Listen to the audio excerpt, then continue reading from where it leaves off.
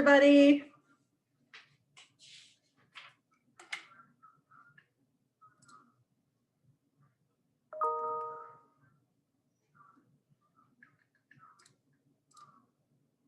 Hello, hello, hello. How is everybody?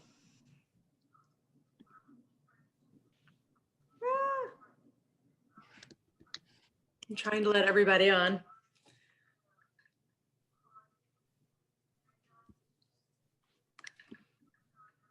I hope everybody's doing okay. How is everybody? How was Thanksgiving? Anybody do anything fun? Elena, what did you do for Thanksgiving? Ah, okay. I just stayed at home pretty much. Really? So you went back home and you're still there? Yes. Did you do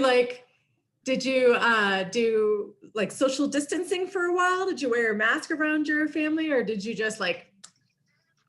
So actually, some of my extended family we didn't even get together. It was just my grandparents came over, so we tried to keep it pretty small. Pretty small, yeah. Yeah. We went to, we had this huge, my mom, hello, Emily. My mom is one of 10 kids, good Catholic family, and lots of aunts and uncles all over St. Louis. And we usually get together, but we couldn't this year. And so we went to a little cabin in the woods and went hiking. That was good. It was good. Very, very good. Necessary to get out and remember that there's other things in life besides Zoom meetings and grading. So I had a good time. Good time. I hope everybody's doing well. It's cold and bitter outside, so what better day than to talk about death? Let's do it. So I'm hoping that we can all jump in, but Emily, did you want to take over as much as you can? Do you want to put your camera on and help out with the discussion? I want to make sure to give you as much authority as possible. Is Emily still there? Oh, no, Emily's just getting back on. Here we go. Hi, Emily. Yeah. Ah. Okay.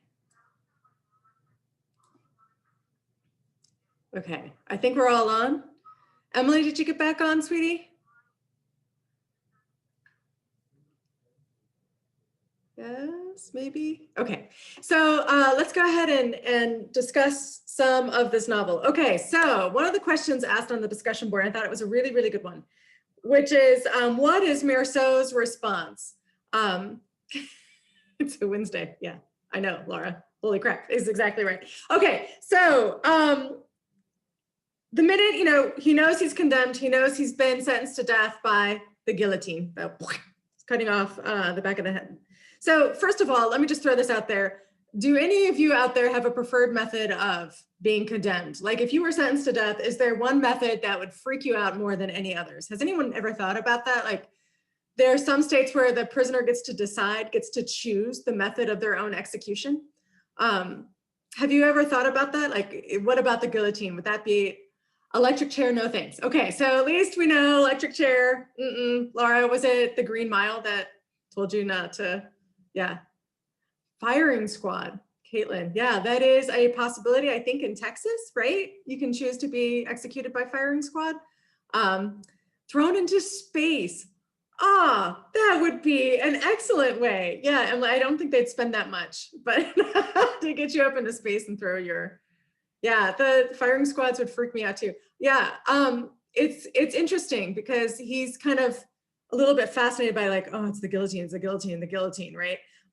He keeps thinking back to other people who've been killed by the guillotine. Okay, so what's his first reaction? After he leaves the courtroom, he knows he's going to die. What's his first reaction? How does he first react?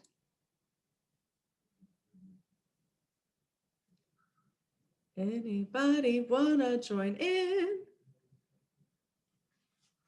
Let's take a look at the very beginning of chapter 5. Very, very, very beginning. He says, and I think that this was on the discussion board, right? He says that he's been wondering if there's any way that he can, quote unquote, escape the machinery of justice. What do you all think? Why? Yeah, but then he has hope, right? How can he escape this? How can he escape being condemned? Can anyone make those connections between Meursault and maybe some of the changes he's going through? What does it mean to try to escape the machinery of justice? For him, for all of us, maybe. We're really quiet today. Do you all have your microphones? Do you want to turn your videos on? Did you not take showers? Because I just got out of one. That's okay. I smell really good though. I'm just saying. I like keep smelling myself because I have this wonderful lotion and it smells really, so this is what I'm going to do. I'm going to just babble like an idiot if no one joins in. Okay. All right. I warned you. Okay. So think about how in many ways, I'm going to throw this out, that in this chapter, he knows he's going to die. He knows he's going to die. He even knows how he's going to die. Think about how rare that is in our lives, right? Even if you're given a sentence of like, you have 6 months to live, you don't really know, and doctors don't really know exactly when that's going to happen, exactly what that's going to look like, right? It's still a little bit up in the air. But for a condemned man, right, for this condemned prisoner, he knows it's going to happen on this day at 12:01 a.m. It's going to be this method. It seems so certain. So I want to throw this out very quickly because in this novel, it's at this point when he is absolutely sure about his own death that he seems to change a little bit. Does anyone see that Meursault changes his frame of reference? In this chapter, how many times does he mention his mother? Does anybody want to tell me, like, how many times does he think about and mention his mother in this chapter? Was anyone else surprised by that? Yeah, Laura, at the end, but actually even throughout, at the very beginning, when he's thinking about how he can't escape it, he was thinking about the story that his mom used to tell him about his father, right? He never really knew his father. And about his father watching an execution. He starts to think a little bit about some of the other things that my mom used to say, that you can always find something to be happy about. Like he starts to think, and even at the end, he starts to really think about his mother. What is the connection for all of you? Why right now is he thinking about his mom? Because before, right, it starts with the death of his mom, and yet we don't really hear anything about her, none of her stories, none of her person, nothing really. It's only now that he knows he's going to die that he starts to think about his mom. Anybody want to tell me why? What's the connection there, do you think? Is there one? Maybe there's not one. Yeah, so Emily's saying he's realizing his past, present, and future. He realizes he had a life and he wanted to live it. Yeah. Okay, so I know this sounds like really contradictory and it's really paradoxical, and this is a big existentialist belief, especially for Camus. And I want to break this down. Yeah. For Camus, for many of us, we live our lives as if we are not fragile beings. Think about Anna in Love, right? That we have to, some of you put this on your test. They were beautiful tests, by the way, that we have to kind of be strong. And that means that we forget, we have to pretend that this life, my heart beating, is going to last forever. I kind of have to wake up in the morning thinking that. I have to teach and grade thinking that this heartbeat is going to last forever, because otherwise I'm in the middle of grading. I'm like, what's the freaking point? Like, it's almost like in order to get through our day, we have to pretend that death isn't really possible for us. We can know it on an intellectual level, but we don't know it here. Okay. And what Camus is saying is that then for many of us, when we think about, morality, like why do we do certain things? Why do we think certain things are good or bad? What he's saying is that most of that is very much a social norm. And let's think about that, right? Like we've been talking about The Guest, the very first story, where you have the Arab treated a certain way as a second-class citizen is not really being human. Why? Because French social norms posited the value of an Arab life, which is not very high. Does that make sense, everybody? Right? And so this, existentialism, we have Nietzsche, all of that is trying to say that those ideas of good and evil, good and bad, are mostly manufactured, sustained by human societies, that of course, because of that, those what is good and what is evil can flip on their heads depending on what religion is in control or what political party is in control, so on and so forth. That these are not stable entities, what's good and what's evil. But mostly we agree to it because we want to live easily in our lives. Yeah. So this idea then of how do you really become, as an existentialist, how does one really think about how to be a good person? Is everyone listening to this? This is really crucial, because for an existentialist, it's not simply agreeing to and obeying and following the social norms around you. Because as we've seen in many of these stories, those social norms are questionable. Even religious ones are questionable. Does that really lead to love? Does that really lead to being, quote unquote, a good person, a good human being, right? And not just a role. And so there's this deep sort of analysis for Camus of what is it? What does inspire us to start to think about how we want to live our lives and to start to think about what it means to be a good person. And everyone, it starts with the realization that someday we are going to die. And I know that seems really bleak and hopeless, but please stay with me, because that's it. Once you realize that you are mortal, once you realize that beating heart, and he keeps talking about his beating like he's putting his hand, maybe we should all do that. Put your hand on your heart right now. Feel it beating. And he starts to think about, it's hard for him. It's like, there's going to be a time when this stops, that this beating heart stops. And it's at that moment that he can feel true empathy for his mom.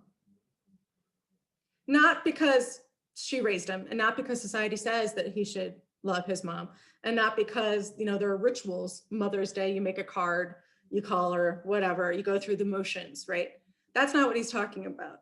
When he realizes he's going to die, this is when he actually starts to see people as people, and he starts to relate to their stories, and he starts to see them as being a part of like inner subjectivity. Does that make sense, everybody?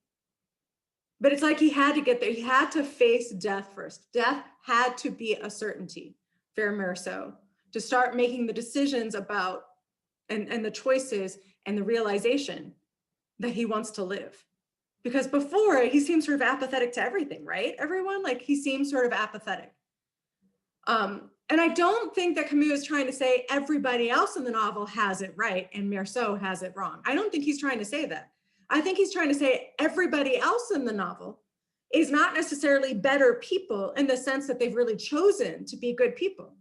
They're merely following their own sort of not unconscious and like they're asleep or anything, but unconscious is like half awake, right? Like just following, some of them like Raymond, they're just hedonists.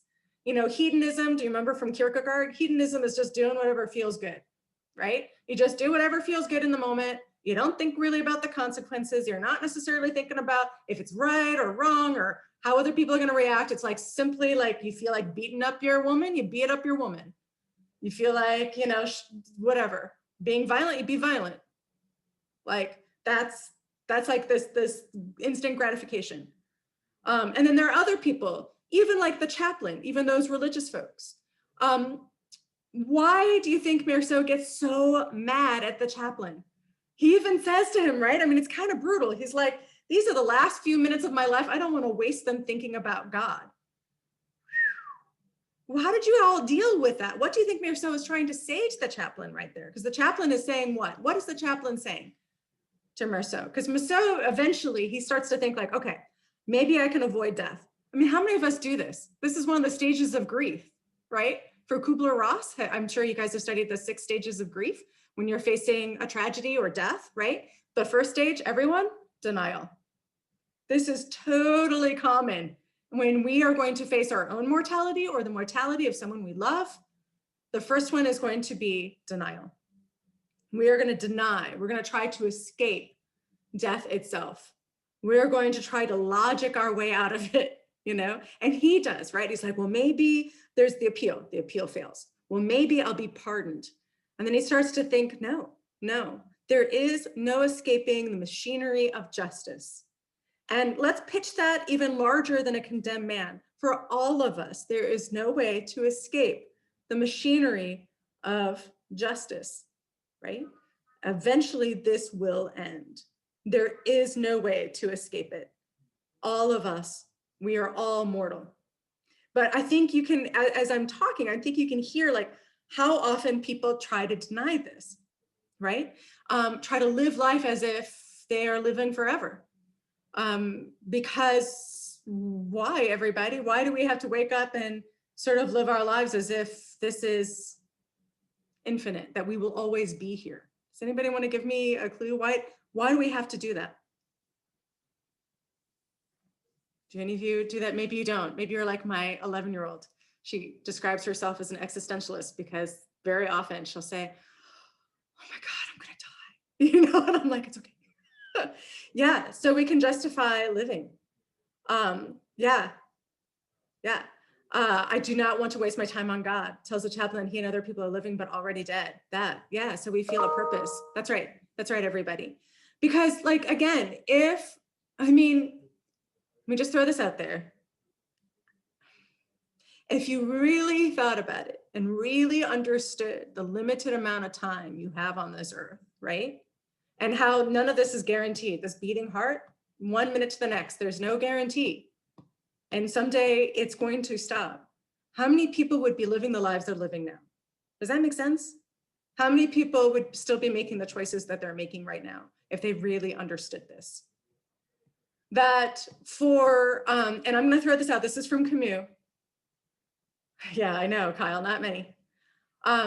This is from Camus, from Myth of Sisyphus. If you read the whole thing, I only gave you like, what, 6, 7 pages? The whole thing is like 40, so you're welcome. But if you read the rest of Myth of Sisyphus, and he even mentions this a little bit in the excerpts I gave you. The problem with religion is they help promote, at least like Christian religions, they help promote this idea that you don't ever die. You know, that you'll go on living forever in heaven with God. And for Camus and for the other existentialists, they say that that is a type of living in bad faith. Because what happens then is that people start to make good and bad decisions based on a certain religious creed without necessarily really stopping and thinking about it, without really necessarily thinking, is this really the way I want to live my life? But following a certain path so that they never really have to face death.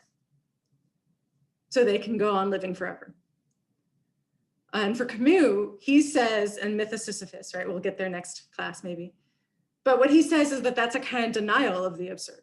Like we have to face the absurdity that we're here and we're living, but it's not gonna last forever. And is there an objective purpose for us living and breathing, my heart beating right now? Nope. And that's the absurdity. Like all of this, there isn't some objective meaning, there isn't some objective purpose. We are here, we are being, and we're living. That's all we really know, right? The world as it is, life as it is. And so it's not until we face that absolute absurdity of our own existence and the purposelessness and the meaninglessness of it all, until we face that, for Camus, we are not really awake and we're not really living. So when does Marceau really start to live? In that jail cell. In that jail cell when he recognizes his own death and his own mortality. And we can see that because even at the very end, he wants to keep on living. Does that make sense, everybody? And that's what Camus believes. If we really face the absurd, we would want to keep on living, even in a jail cell, even stuck in a prison with rocks all around us, right? without our loved one. We want to keep on living if we really faced the absurdity of death. So let's go through this sort of like metamorphosis of Meursault.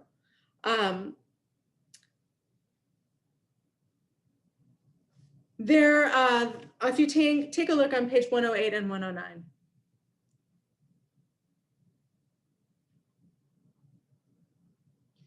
He says, what really counted was the possibility of escape, a leap to freedom out of the implacable ritual, a wild run for it that would give whatever chance for hope there was. Of course, hope meant being cut down on some street corner as you ran like mad by a random bullet.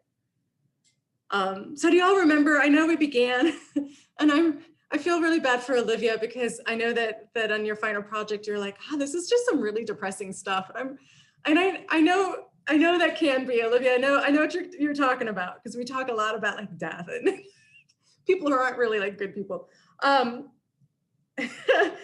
So I get it. And this might be a really depressing point that he's trying to make, which is, even if he were pardoned, right? Even if he were pardoned, he could step a foot out of jail and get hit by a bus, like for him as a condemned man, he is coming to this realization in a way that many of us will never get to until the seconds before we die. And then the seconds before we die, we come to like, holy crap, I was never really living, like I wasn't living the way I wanted to live. Crap, So for him, he gets a little bit more time to have that realization, to have that epiphany, like, oh, death is certain, death is certain. And so that's what he puts out of his mind, is like, there is really no hope. And that's kind of, we go all the way back to Sartre at the beginning when he said, right, live life without hope, right? Act without hope. We can see a little bit of the connection, right? Like you can't necessarily live your life hoping that somehow miraculously you're going to live forever, or hoping that it's all going to work out for you because you're following the rules or whatever, right? That you act in the moment. For Sartre, you make choices that you think, you are conscious of these choices. You try to make the choices in a way that will create the person you want to become and create the society that you want to live in, right? So you do this on a sort of conscious level. And, for Camus, it's even like a little bit darker, Olivia. It's a little bit darker for Camus. He sort of believes all of that is kind of absurd, that all of it really at the end of the days is meaningless, in the sense that we're all going to die. In 100 years, people aren't going to remember us. I'm so sorry, everybody. Was that really dark?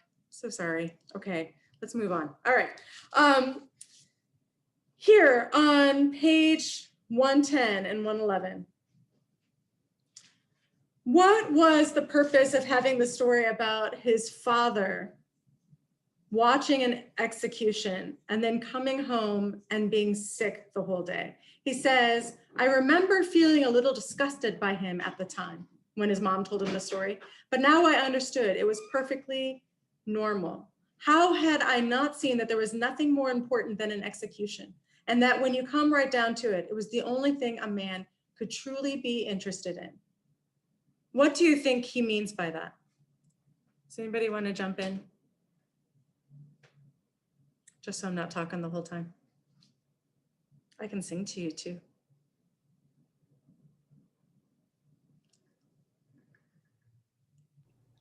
Maybe he means with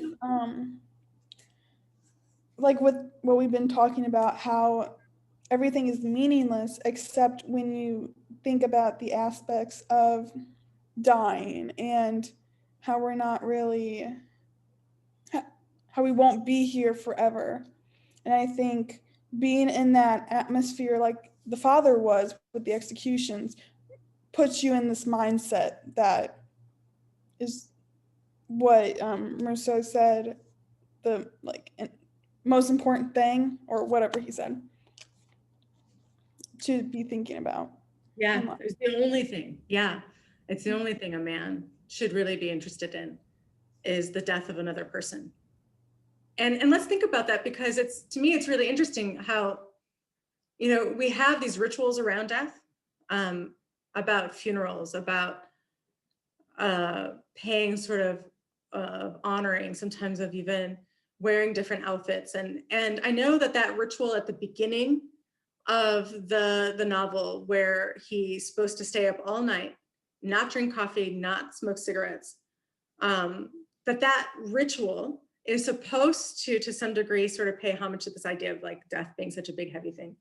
But as this novel shows, is that many times these rituals actually distract from that, either by, saying that this person is going to live everlasting with God, or perhaps even becoming a show instead of a real awareness of death. It becomes more of a show, a display, a circus around death. To me, it's a really sort of interesting conundrum, because its novel begins with the death of his mother, ends with his approaching death.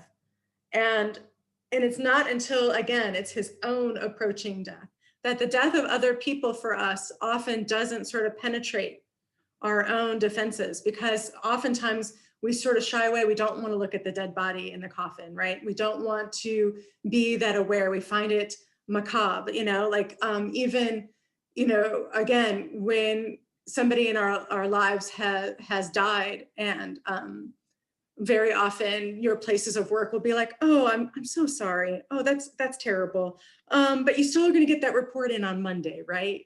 I remember when my mom had her first stroke, and it was a pretty bad one. And so we're all in the ICU, and my mom is there. And they had to induce a coma because they were trying to find a bleeding in the brain.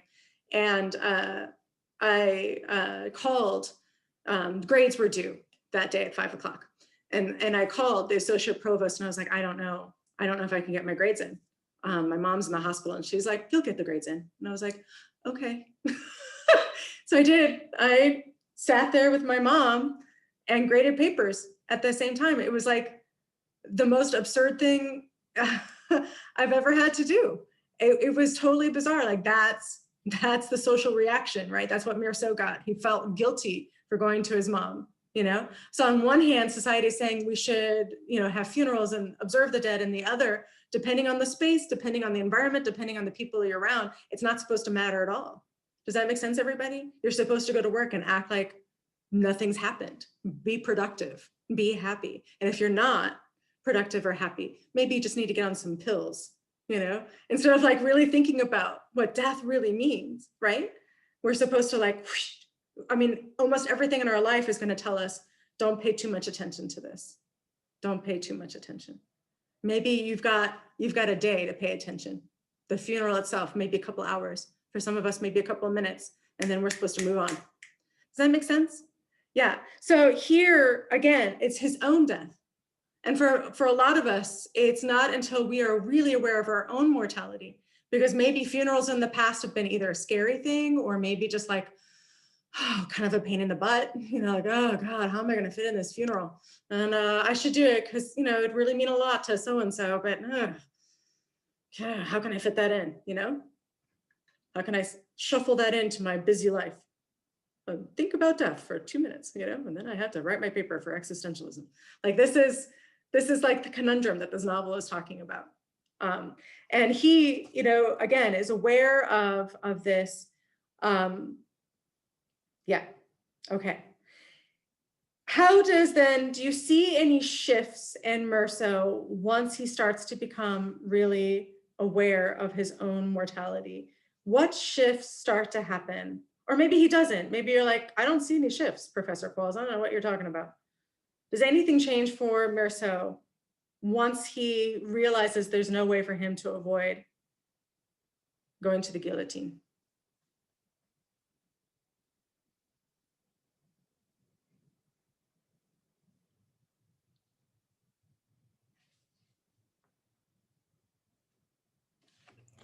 The ending paragraph kind of made me feel like he wanted people to come, because like his whole life he's kind of like, well, I don't really, almost like he doesn't care about the views of others, or like society and societal norms. And now he's like, wow, I actually want people to be there for my execution. Yeah. Anyone want to talk about that? Like, that's kind of bizarre, right? And also that they would greet him with cries of hate. What does that have to, how did you all deal with that? Yeah, George, like he sort of embraced his death. Yeah. I think he starts to see why people live in the moment, embrace emotion. Yeah, Caitlin, is that the part, Caitlin, where you think that he starts to, what does he say or do that makes you think that he's, for the first time, feeling emotions that he hasn't felt before? Caitlin, do you have a microphone? Can you jump in?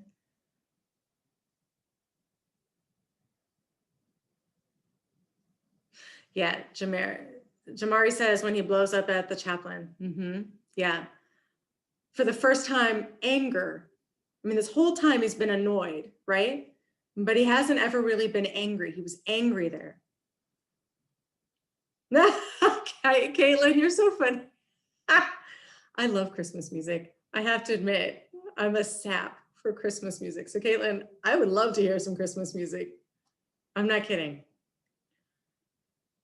I can start singing some Christmas music. I've got some favorite ones. So, okay, so let's take a look at this then.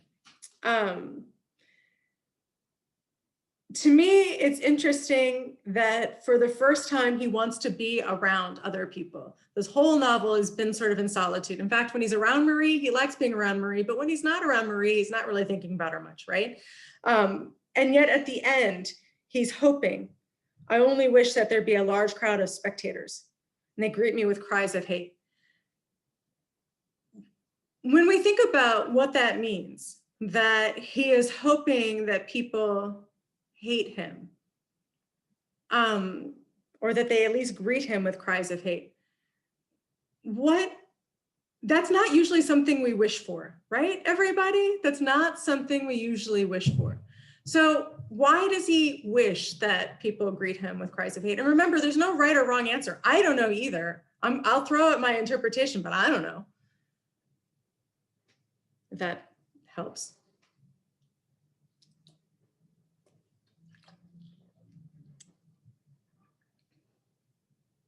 Well, let's look at the chaplain stuff. So Jamari, you talked about when he blows up, right? For the first time, on page 120, then, I don't know why, but something inside me snapped. This is what the chaplain says.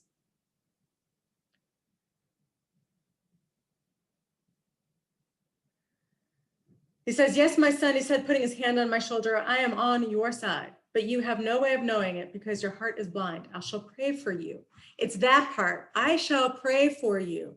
That Meursault snaps and starts yelling at the top of his lungs. And I insulted him and I told him not to waste his prayers on me. Hate is better than indifference, yeah. Nice, Caitlin. Why this moment? Why does this moment, does Meursault like lose it? I mean, again, this whole time he's been like implacable, right? Like, dun, dun, dun, dun, dun, very even keeled, very, like, as Kyle said, kind of unemotional, right? And this is what Brooke says. I kind of think that he just wants people to notice him, like truly notice him, whether it is good or bad. He lived most of his life just gliding by. So I think now he wants to be known and make an example, not to be like him. Very nice. Yeah, Brooke. Yeah, with cries of hate, right? That he accepts their hatred. He accepts it. Remember before in the courtroom, he was sort of surprised by it. He was shocked by it, but now he's accepted their hatred. What does that indicate to any of you? That he accepts the hatred of the spectators, that he's wishing that they hate him.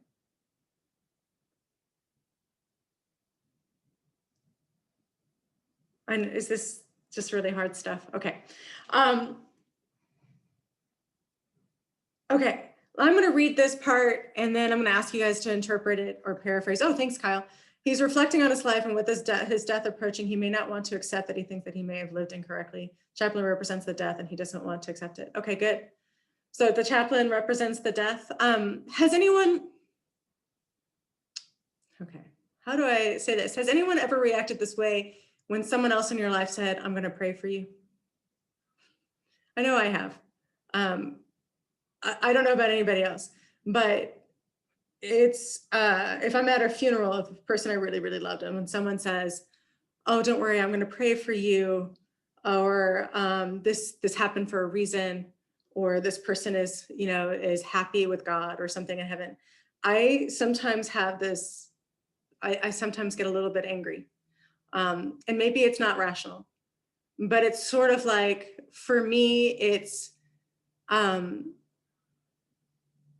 might be a very sweet response. And I'm sure the person is trying to be loving. I'm sure this chaplain was trying to be a good chaplain to Merceau. But as Burke implies, the chaplain's not seeing Merceau. He's not listening to Merceau. In many ways, the chaplain is sort of like Claude in Man of God, where he's reacting to Merceau as sort of like, oh, this is a sinner whose soul I need to save. He's a means to my ends, of being a good chaplain. But he's not really seeing or experiencing or understanding Merceau on a real level. So Brooke, I think you're really onto something there, that Merceau just wants to be seen, and he knows the chaplain isn't capable of doing that. But this is what he says to the chaplain, because this is what Merceau says before. What kind of life do you want to live? The chaplain asks him. Then I shouted at him, one where I can remember this life, right? That's what he says.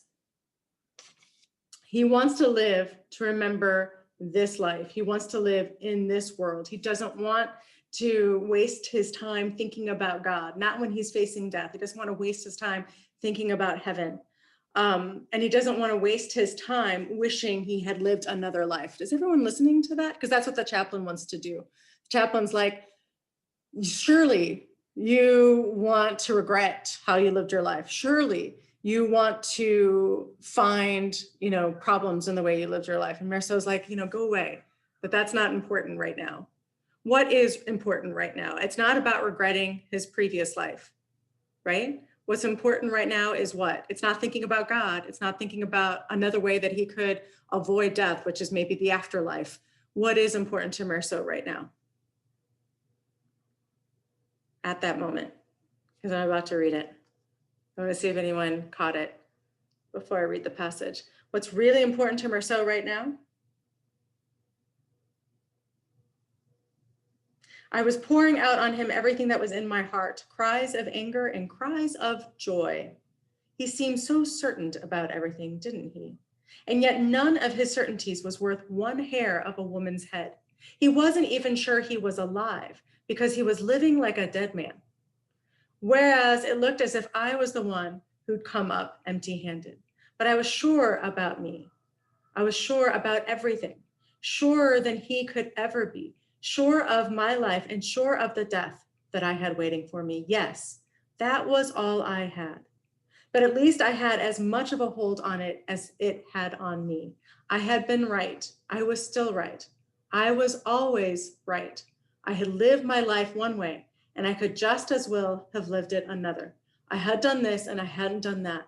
I hadn't done this thing, but I had done another. And so it was as if I had waited all this time for this moment, and for the first light of this dawn to be vindicated. Nothing mattered. And I knew why. So did he. Throughout the whole absurd life I'd lived, a dark wind had been rising toward me from somewhere deep in my future across years that were still to come. And as it passed, this wind leveled whatever was offered to me at that time in years no more real than the ones I was living. What did other people's deaths or my mother's love matter to me? And what did his God or the lives people chose or the fate they think they elect matter to me when we're all elected by the same fate?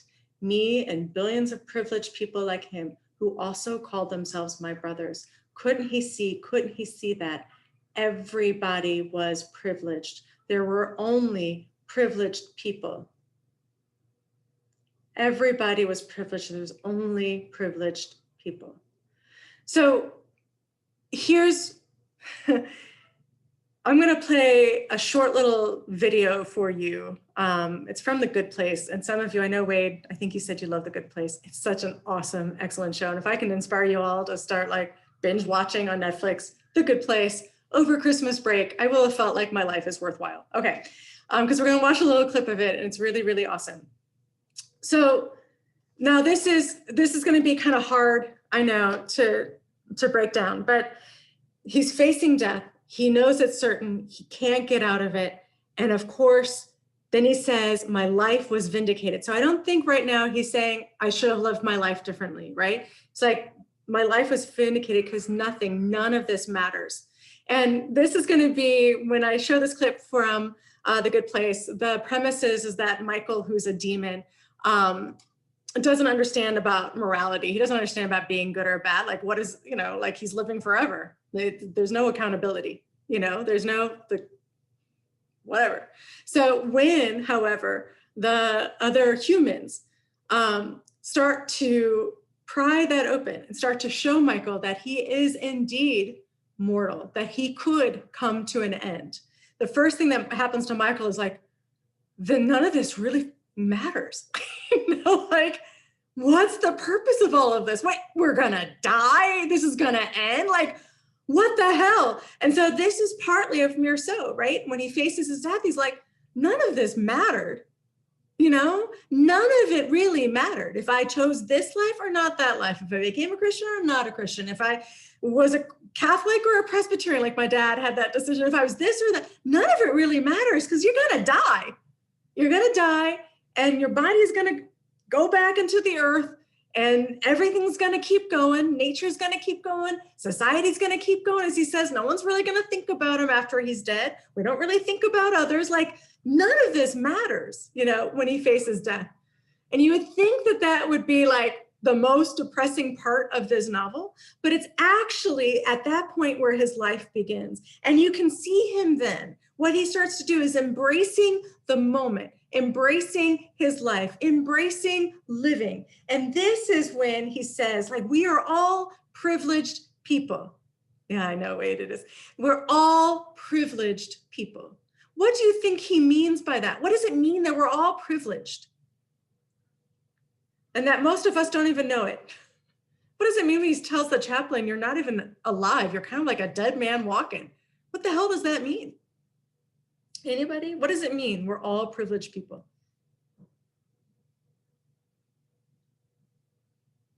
I think it kind of means that we're privileged because we don't recognize like death and like our like morality and how we have to like live life in the moment. You're living life assuming that death's far off and you don't need to think about it or recognize it. So you're kind of privileged in that regard. Good. Yeah, I think there's like, definitely, George, like that a lot of people are privileged because they don't have to think about death, right? They don't have to think about death. The condemned man does. He does have to think about death. But then I think there's another, so absolutely, spot on.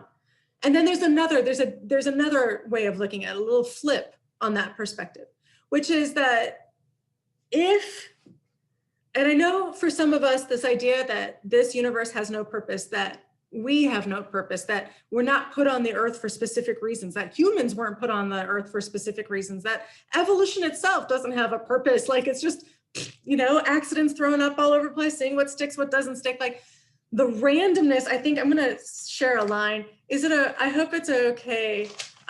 Is he on here? Because I want to share a line from Nick's test that he says that we're all at the mercy of the randomness of the world, right? We're all at the mercy of the randomness of the world. And if we start to think that way, that none of this was supposed to happen, none of this is inevitable, right? This is all just kind of what is. There wasn't any purpose to it all. There's no meaning to it all. It just is what it is. Does that make sense, everybody? And when we get to that point, when he gets to that point, it just is what it is. Then you can truly recognize how privileged you are, each and every one of you, to be standing here right now and your heart is beating. Like, think about that, out of all the possible, numerous, incountable ways all of this could have gone down. We are all alive at this moment. Our hearts are beating, our minds are thinking, we are breathing in and out. The sun is shining through my window. There are birds chirping. We are alive right now. How privileged is that? Because none of this had to happen. None of it. It just is. And that for him, that recognition is where life really begins. Just, this didn't have to be this way. It wasn't meant to be. And yet here we are. We're privileged. And not to recognize that, right? Most people don't, you know? And so I know that again, Olivia, I know that can be kind of depressing, this idea, well, none of this really matters. It doesn't have a purpose. And yet here we are, you know? And for him, there's that moment, that recognition that we are all privileged. And that's what he says. That's when he says that we're all sort of worth. We all have sort of equal value, right? And then this is what, as Laura says about when he talks about his mom. For the first time in a long time, I thought about my mom. I felt as if I understood why at the end of her life she had taken a fiance, why she had played at beginning again. Even there, in that home where lives were fading out, evening was a kind of wistful respite. So close to death, my mom must have felt free then and ready to live it all again. Nobody had the right to cry over her. And I felt ready to live it all again too. As if that blind rage had washed me clean, rid me of hope. For the first time in that night alive with signs and stars, I opened myself to the gentle indifference of the world. Finding it so much like myself, so like a brother really, I felt that I had been happy and that I was happy again. And this is so similar, when we get to Myth of Sisyphus, it's going to be so similar to that last. We have to imagine Sisyphus happy. We have to, right? This idea that even Meursault, who is in prison facing his own execution, could be happy in that moment. And why? Anybody? Why could he be happy in that moment? Maybe for the first time, he had been happy. He doesn't wish his life were different, right? And that I was happy again. Why? How could he be? Whoops, sorry about that. Somebody emailed me.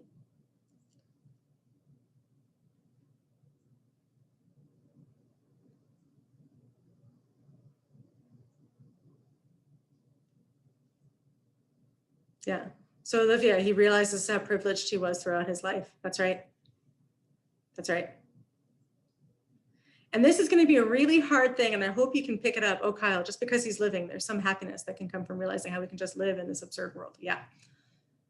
Yeah. Like just being here, the privilege of having our heart beating, the privilege of breathing in and out, and this crazy, absurd, meaningless world, you know, that in and of itself is happiness, that realization. It's worth it. Now, this is going to be really hard when we talk about Myth of Sisyphus in the next class. This is going to be really, really difficult to gain into because Camus doesn't, and I know this is going to fly in the face of all kinds of reason. I get it. But Camus is not going to argue that it's, you know, how you live your life that's important, because really, ultimately, that's meaningless. It's just that you live it. That's it. That's it. Every day that you get up and you're breathing is worth it. And it doesn't matter, you know, what you do during that day. It doesn't matter how meaningful that experience was for you. It doesn't matter, you know, if you've saved lives or if you sat on your couch watching Netflix. For Camus, just the fact that you're breathing in and out is a privilege. Just the fact that you're breathing and you're living, that's enough. That's enough. And so it's, you know, for Meursault here, even if you were given another, he wants another 20 years, doesn't he? Like for the first time, he really, really wants to live. And even if it's another 20 years in jail, because every moment is a privilege, every single second. That's worth it.